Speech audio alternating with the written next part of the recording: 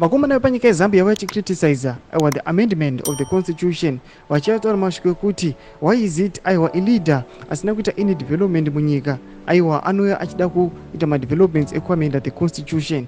Aiwa toona kuti nhau iyi yekuamenda kweconstitution iri kutsviridza tichiona kuti aiwa mainternational observers vari kuona zvavo kuti aiwa zviri kuitika munyika yeZimbabwe zvikukutu. Sanapinda mashoko anobuda nyogwa panapa ndotobva wasubscriber wolaika wotina on the bell icon. Tipinda panapa by prominent activist munyika yeZambia anonzi Joseph Kalembwe anonyora achiti a leader who has failed to politically solve anything in 2 terms and has produced 0 results in years has no business seeking constitutional changes that advances third term interest. Even if you have him 20 years, he will still do nothing, absolutely nothing. Tomashika anotaura panapa achiti aiwa munhu asina kuita anything in development in 2 terms panapa anoda achida kuuya kuti aizoamenda constitution taramba onto power.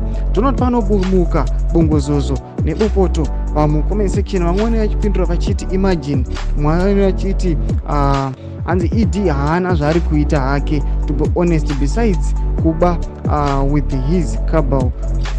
Wese unonzwa achimudefenda ari kuba naye. Vamwewo vanouya vachiti facts only, vamwe vanouya vachiti he had 40 years plus in government before he took over through a coup.